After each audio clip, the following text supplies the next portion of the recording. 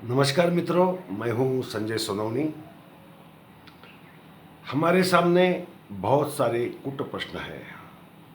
ऐसे प्रश्न हैं कि जिसके लिए मानव जाति पिछले हजारों वर्षों से जवाब ढूंढने की कोशिश कर रही है। बहुत सारे जवाब ढूंढ लिए गए, मगर जो सर्वमान्य हो ऐसा एक भी जवाब हमारे सामने कम से कम आज तो नहीं है। जैसे कि ये विश्व कैसे बना, ये विश्व कैसे बना। बहुत सारे सिद्धांत हैं, धार्मिक सिद्धांत है, आध्यात्मिक सिद्धांत है और वैज्ञानिक सिद्धांत भी बहुत सारे हैं। और एक सिद्धांत दूसरे सिद्धांत से मेल नहीं खाता है। हमें ये ऐसा ही था ऐसा बताने वाला कोई भी जवाब आज तक हमारे सामने नहीं आया है। दूसरा है, ये आदमजात एक ही जगह पैदा हुई और दुनिया भर में फैली, या अलग अलग जगह पे उनका विकास हुआ, जन्म हुआ, पता नहीं है। बहुत सारे सिद्धांत उसके बारे में भी है। तीसरी बात आती है कि आदमी के मरने के बाद क्या है, यानी कि या अपरा जीवन या मृत्यु के बाद कोई जीवन है या नहीं है, यानी कि आत्मा का अस्तित्व है या नहीं है, मोक्ष है या नहीं है। ये भली आध्यात्मिक सवालों में हर आदमी को, हर इंसान को ये सवाल का सामना जिंदगी भर करना पड़ता है। मगर एक कूट प्रश्न ही है, क्योंकि उसका भी ढंग का जवाब हमारे सामने आज तक नहीं है। देखिए, जैसे हमारे जगदीश कामरे जी है, सवाल किया उन्होंने। सवाल ये हर इंसान के मन में आता है। आज हमारे सवालों के जवाब का बंटवारा जो है वो पूर्व और पश्चिम के बीच हो गया है, ऐसा कभी कभी लगता है। जैसे कि यूरोपियन विद्वानों के सिद्धांत बाइबल के सिद्धांत पर आधारित है। टावर ऑफ बैबेल, ये जो कथा, पूरा कथा जो बाइबल में आती है कि ये टावर से नोहा की जो नौका थी वहाँ जाके भिड़ी और वहाँ से पूरी दुनिया में इंसान गए। उन्होंने अलग अलग भाषाएं बनाई, अलग अलग वंश बने, और कुछ जमातें ऐसी थी कि जो अदृश्य हो गई, जिनका आता पता हमें है ही नहीं। देखिए, वैज्ञानिक कितना भी गणिती हो, कितना भी बुद्धिशाली क्यों न हो, उसके दिमाग पे अपनी संस्कृति का, सांस्कृतिक विचार का, आध्यात्मिक विचार का, धार्मिक विचार का एक असर होता है। कैसे? देखिए, एक ही जगह इंसान पैदा हुआ, आउट ऑफ अफ्रीका थ्योरी उसके लिए हाजिर है।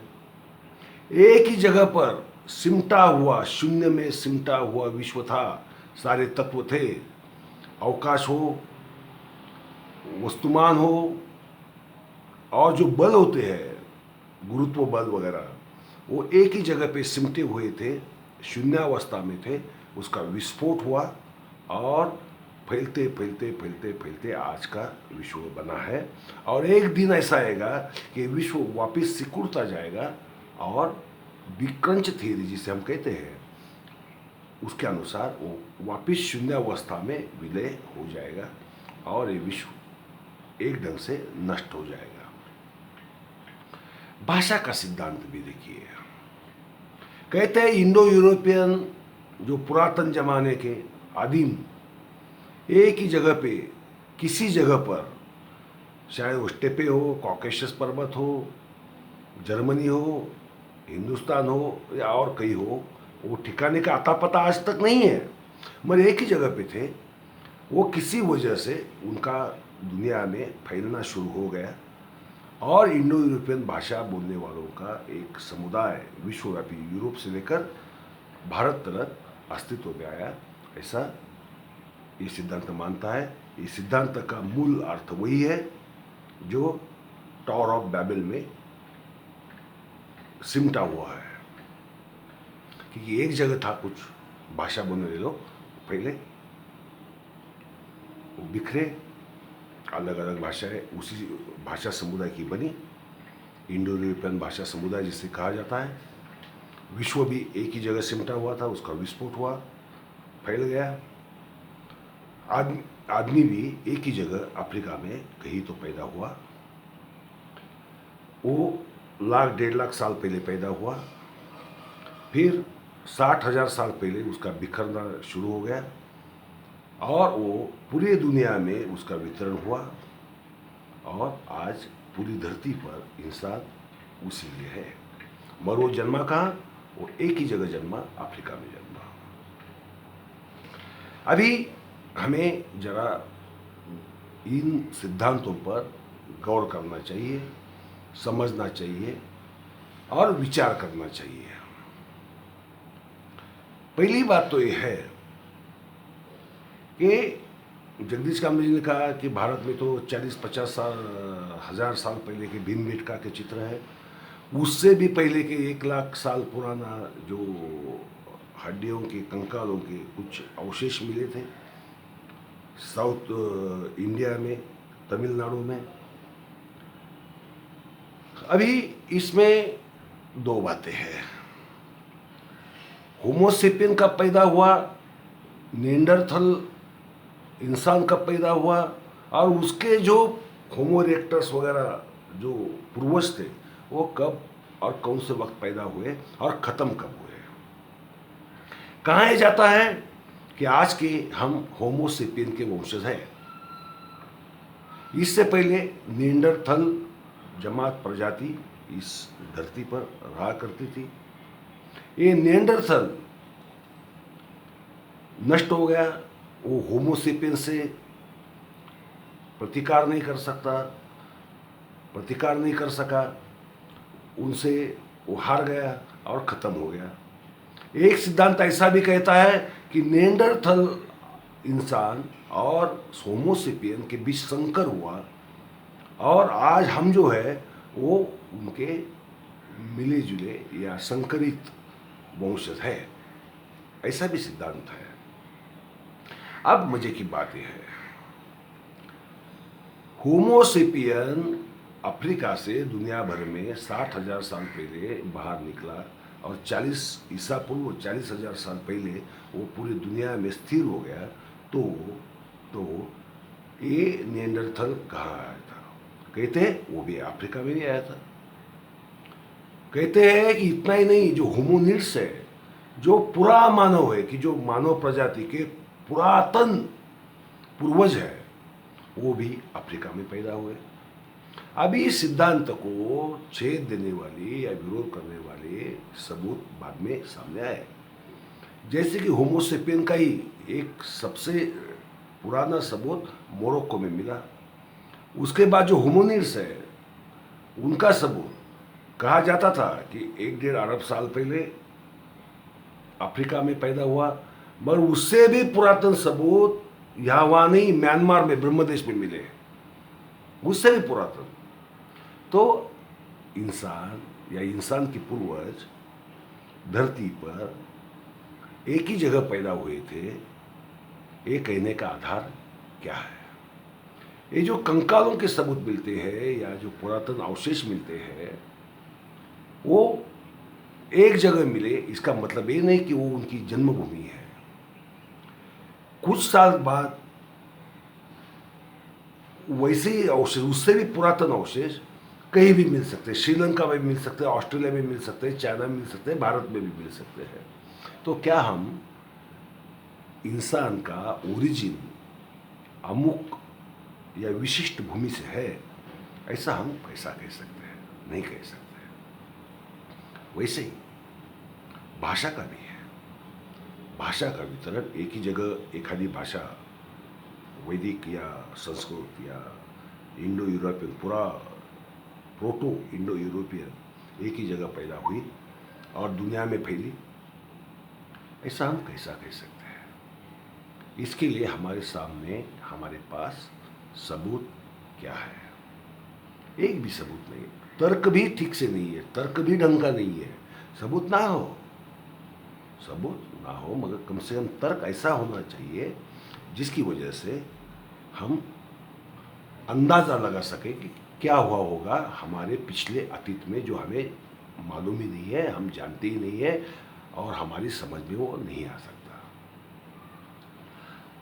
हमें ये पता है निएंडरथल प्रजाति का इंसान प्रगत था, उसके गले में भी होकल कॉर्ड्स या स्वर यंत्र जिसे हम कहते हैं वो था, उसकी भी भाषा थी, ऐसा अनुमान लगाया जाता है।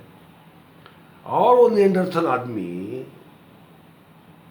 संस्कृति में वो दफन भी जो करता था वो बहुत एलेबोरेटिव होता था, बहुत सुचारू ढंग से होता था।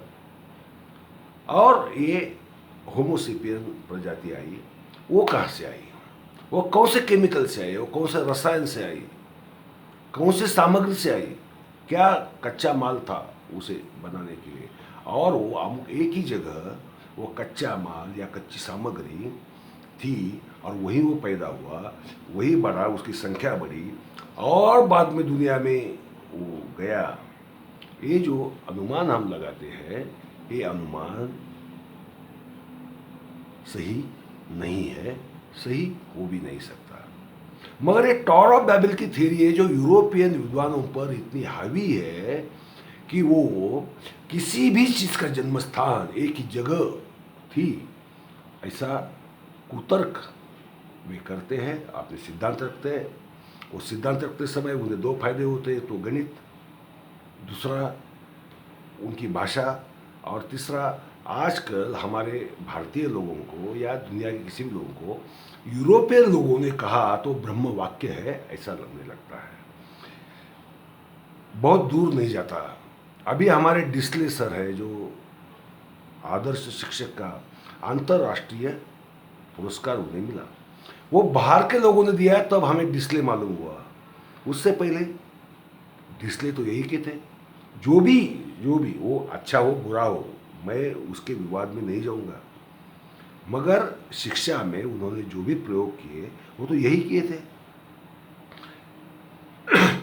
डिस्ले भी यही के, उनके छात्र भी यही के, मगर हम उनको वो पुरस्कार मिलने तक जानते भी नहीं थे।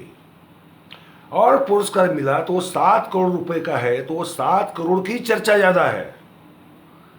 डिस्ले सर ने क्या इजाद किया, किस ढंग से शिक्षा में परिवर्तन लाने की कोशिश की, उसमें अच्छाइयाँ क्या थी, बुराइयाँ क्या थी, इसकी चर्चा किए बगैर वो 7 करोड़ की बात, और ये पुरस्कार विदेशी संस्था ने दिया, उसकी बात ज़्यादा हो गई। हमारी मनोवृत्ति इतनी गुलामी की है, इतनी घटिया बन गई है, इतने हम इन्फेरिटिव कॉम्प्लेक्स में चले गए हैं कि हमें हमारे बेवकूफ़ी हो गई। बाहर का सलाम जब तक नहीं करता तब तक हमें वो बेवकूफ़ी अच्छी है ये नहीं लगता। अच्छी बात को अगर कोई सलाम नहीं करता तो अच्छी बात भी हमें बेवकूफ़ी लगती है। ये हमारा हिंदुस्तानी लोगों का, भारतीय लोगों का, इंडियंस का एक बहुत बहुत बड़ी उनकी गलती है, ये हमें समझ लेना चाहिए। तो लास्ट में इतना ही मैं कहूँगा कि एक कूट प्रश्न है, विश्व निर्मित का हो, भाषा निर्मित का हो या इंसान की निर्मित का हो, वो एक जगह हुई या अलग अलग जगहों पे हुई। भाषा अपने नैसर्गिक ढंग से, प्राकृतिक रूप से उत्पन्न हुई, अलग अलग भूक्षेत्र में उनकी जो जियोलॉजिकल कंडीशंस है उससे निर्मित हुई, या वो लादी गई, फैलाई गई, आक्रमण हुए, विस्थापन हुए या नहीं हुए, कौन किधर का था, ये जो बातें हैं वो बेकार की बातें हैं। हमें तर्क से, हमें पूरी बुद्धिमानी से और शांतिपूर्वक ये सारे सिद्धांतों की तरफ देखना चाहिए। वह एक भी सिद्धांत सच है ऐसा कह सके हम, ऐसी स्थिति नहीं है। हमें सिर्फ ये आज का ज्ञान है, ज्ञान भी नहीं, आज की इंफॉर्मेशन है, इतना ही समझ लेना है, इससे ज़्यादा कुछ नहीं समझना है। क्योंकि ब्लैक होल है नहीं है इसका कोई सबूत नहीं है। ग्रेविटेशन पॉजिटिव हो सकता है या ग्रेविटेशनल कोलैप्स हो सकता है, इसका भी कोई सबूत नहीं है।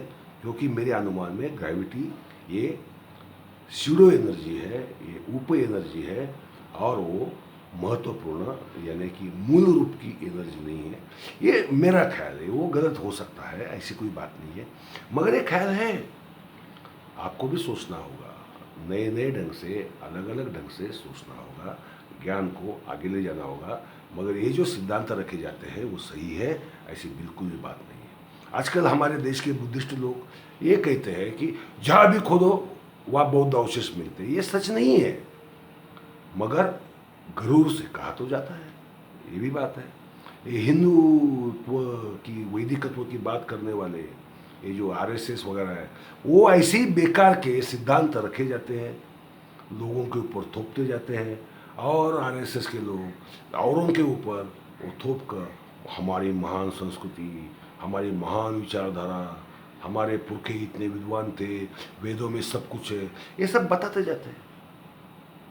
ये सारी बेकार की बातें हैं, इसके ऊपर ध्यान मत दीजिए। जो सच है, और जो सच आज का सच है, वो अंतिम सच नहीं है, ये समझ के हमें चलना होगा। इतना ही आज। धन्यवाद, नमस्कार।